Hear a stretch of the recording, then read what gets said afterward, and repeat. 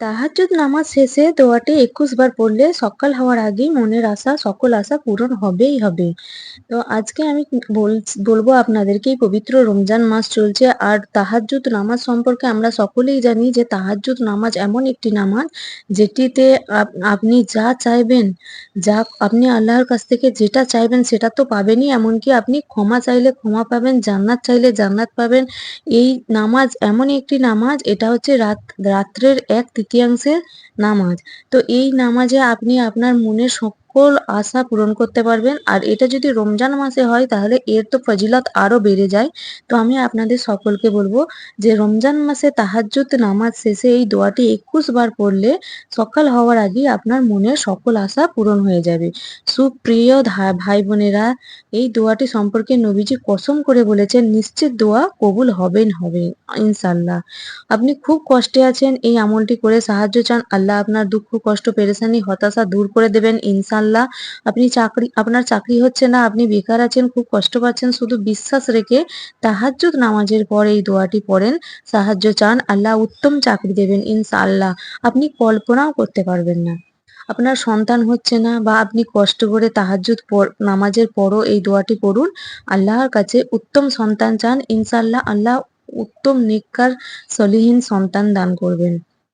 আপনার অনেক ঋণ, সবসময় অভাব লেগেই থাকে, আপনি অনেক কষ্টও করেন, তবে এই দোয়াটি পড়ুন, আল্লাহর কাছে সাহায্য চান, ইনশাআল্লাহ অভাব দূর হয়ে যাবে। সর্বোপরি কথা হলো, জীবনের সকল প্রকার সমস্যার জন্য এই ফজিলতপূর্ণ দোয়ার মধ্যে ইনশাআল্লাহ এই দোয়াটি কবুল হয়ে যাবেই। তো সুপ্রিয় ভাই বোনেরা, আজকের এই ভিডিওটি খুবই গুরুত্বপূর্ণ হচ্ছে, তাই ভিডিওটি মনোযোগ সহকারে দেখতে থাকুন, ইনশাআল্লাহ কপাল খুলে যাবে। আর মূল আলোচনা যাওয়ার আগে চলুন আমরা আল্লাহ তাআলার কাছে একটু দোয়া চেয়ে নিই। হে মহান আল্লাহ, প্রেমময় আল্লাহ, আপনি আমাদের সকলকে আপনার খাঁটি বান্দা বান্দি ও নবীজির অশেক উম্মত হিসেবে কবুল করুন। চলুন সকলে মিলে বলি আমিন। আমরা প্রথমেই জানবো তাহাজ্জুদ নামাজের ফজিলত ও তাহাজ্জুদ নামাজ পড়ার নিয়ম কানুন। তারপর সর্বশেষ জানবো কিভাবে তাহাজ্জুদ নামাজের পর এই ফজিলতপূর্ণ দোয়াটি পড়বো এবং এই দোয়াটি সম্পর্কে নবীজি কি সংবাদ দিয়েছেন ইনশাল্লাহ সেটি জানবো। তাহাজ্জুদ নামাজ হচ্ছে মুমিনের মর্যাদার সোপান। রবের প্রিয় হবার উত্তম মাধ্যম হচ্ছে তাহাজ্জুদ নামাজ। ফরজ নামাজের পরেই তাহাজ্জুদের স্থান। তাহাজ্জুদের মাধ্যমে পাপ মুছে যায়, আল্লাহর সঙ্গে বান্দার বা বান্দির সরাসরি সম্পর্ক স্থাপিত হয়। তাহাজ্জুদ প্রাণহীন হৃদয়কে সজীব করার শ্রেষ্ঠ উপায়। কুরআন ও হাদিসে তাহাজ্জুদের অনেক ফজিলতপূর্ণ বর্ণিত রয়েছে। তো আমি আপনাদেরকে 4টি ফজিলতের কথা এখানে বলবো। তো সেগুলো মনোযোগ সহকারে শুনুন এবং সেগুলো সম্পর্কে জানুন। এক হলো পাপ মুছে দেয়।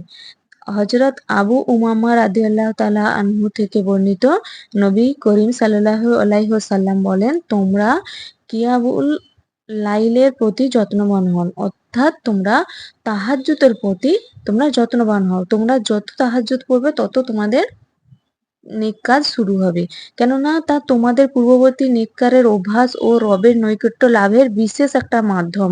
আর তা পাপরাশি মোচনকারী এবং গুনাহ থেকে বাধা প্রদানকারী। তো 2 হচ্ছে দোয়া কবুল হয়। নবী সাল্লাল্লাহু আলাইহি ওয়াসাল্লাম বলেন, আল্লাহ তাআলা রাতের শেষ তৃতীয়াংশের কাছে আসমানে অবতরণ করেন এবং বলেন, কে আছো দোয়া করবে, কে আছো যে আমার কাছে ক্ষমা চাইবে, কে আছো তার দোয়া চাইবে এবং আমি তার দোয়া কবুল করব, এবং কে আছো যে আমার কাছে তার প্রয়োজন অনুযায়ী যে যে জিনিস সে চায় সেটা চাইবে এবং আমি তাকে সেটা দান করব।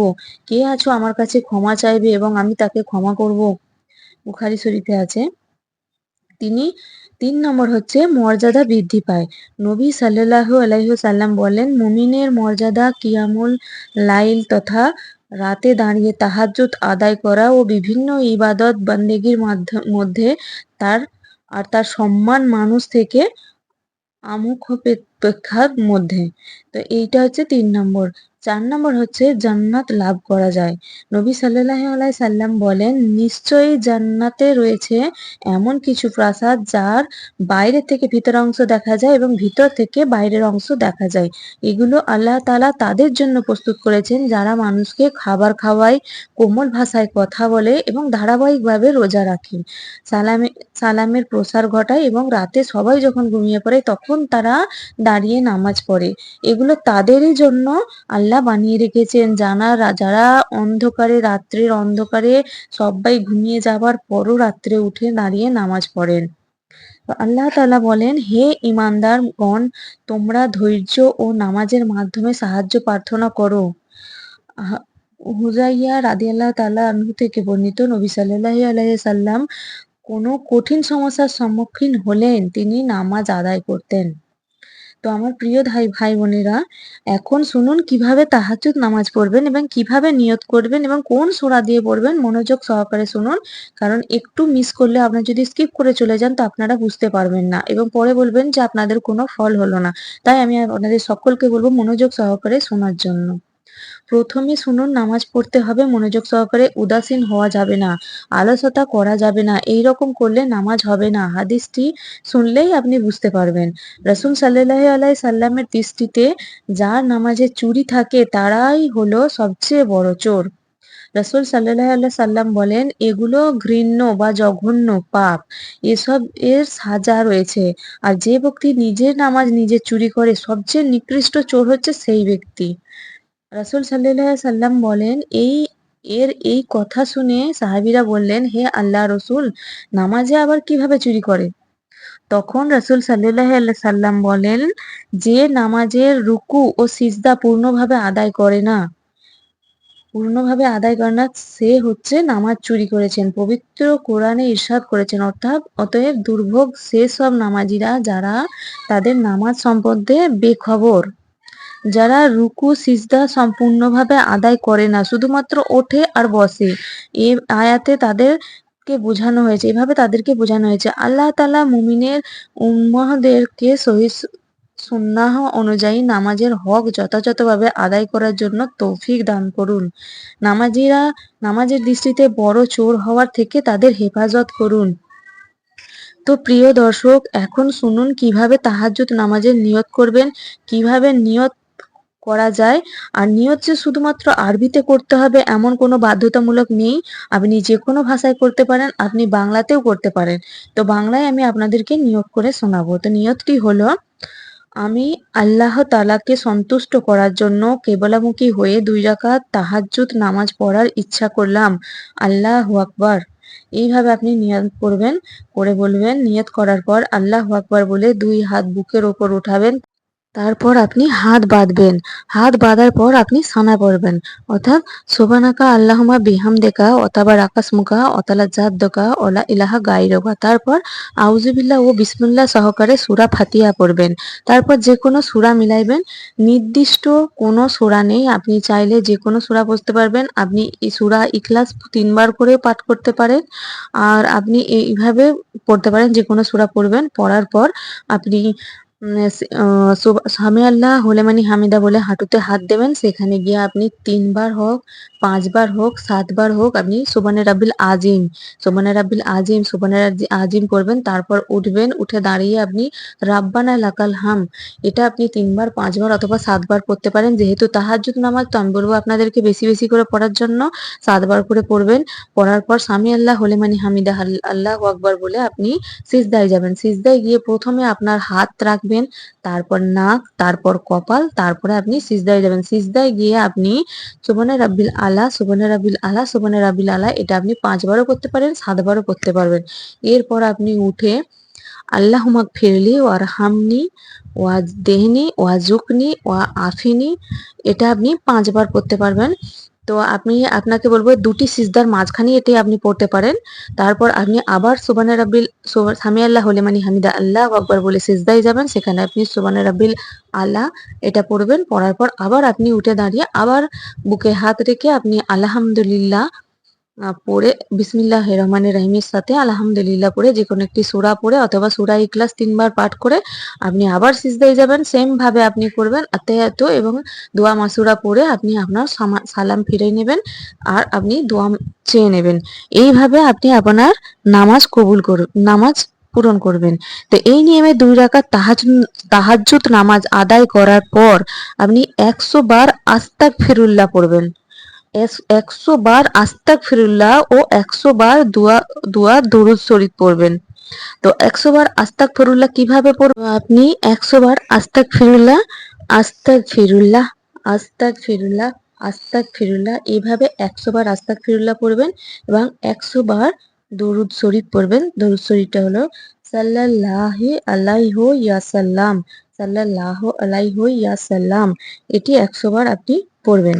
তারপর এই দোয়াটি ২১ বার পাঠ করবেন। মনোযোগ সহকারে পড়বেন। দৃঢ় বিশ্বাস রেখে পড়বেন।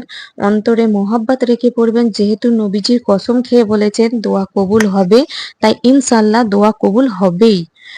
তো এই দোয়াটি আপনি ২১ বার পড়বেন। কি দোয়াটি হলো? আল্লাহুম্মা ইন্নী আসআলুকা বিআন্নী আশহাদু আন্নাকা আনতাল্লাহু লা ইলাহা ইল্লা আনতাল আহাদুস সামাদুল্লাযী লাম ইয়ালিদ ওয়া লাম ইউলাদ ওয়া লাম ইয়াকুল লাহু কুফুয়ান আহাদ। তো এর অর্থ হলো, হে আল্লাহ, আমি তোমার কাছে প্রার্থনা করছি আর সাক্ষ্য দিচ্ছি যে তুমিই একমাত্র আল্লাহ, তুমি ছাড়া অন্য কোনো মাবুদ নেই, তুমি একক সত্তা, স্বয়ং সম্পূর্ণ, যিনি কাউকে জন্ম দেননি এবং তাকেও কেউ জন্ম দেননি আর তার সমকক্ষ কেউ নেই। তো সুপ্রিয় দর্শক, সর্বশেষ আবার দরুদ শরীফ ১০০ বার পড়বেন। চোখে পানি ছেড়ে মোনাজাত করবেন। ইনশাআল্লাহ যা চাইবেন আল্লাহ আপনাকে তাই দিবেন, যদি সেটি আপনার জন্য কল্যাণকর হয়। এখন সেই গুরুত্বপূর্ণ হাদিসটি শুনুন, যে হাদিসটির মধ্যে দোয়াটি আছে, যে দোয়াটি সম্পর্কে নবীজি কসম করে বলেছেন। বর্ণনাকারী বলেন, রাসূলুল্লাহ সাল্লাল্লাহু আলাইহি ওয়াসাল্লাম ওই ব্যক্তির মুখে এ বাক্য শুনে তখন বললেন, সেই মহান সত্তার শপথ যার হাতে আমার জীবন, নিঃসন্দেহে এ লোক আল্লাহ তাআলার মহান নামের ইসমে আজমের ওসিলায় তার কাছে প্রার্থনা করেছেন। এই নামের ওসিলায় দোয়া করা হলে তিনি কবুল করেন এবং যে নামের ওসিলায় কোনো কিছু সাহায্য প্রার্থনা করা হলে তিনি তা দান করেন। আশা করছি সকলে বুঝতে পেরেছেন। আলহামদুলিল্লাহ। আমি মনে করি যেহেতু আজকের ভিডিওটি অনেক গুরুত্বপূর্ণ, তাই ভিডিওটি শেয়ার করে দেবেন ইনশাআল্লাহ, যেন আমার অপর মুসলমান ভাইগণ বা বোনগণ শিখতে পারেন। যারা ভিডিওটি শেষ পর্যন্ত দেখছেন বা শুনছেন তারা সকলে আল্লাহর শুকরিয়া আদায় করবেন এবং আলহামদুলিল্লাহ লিখবেন কমেন্টে। আর আজকের জন্যই ভিডিওতে সকলের সুস্বাস্থ্য কামনা করছি, করে বিদায় নিচ্ছি। আসসালামু আলাইকুম ওয়া রাহমাতুল্লাহি ওয়া বারাকাতুহু।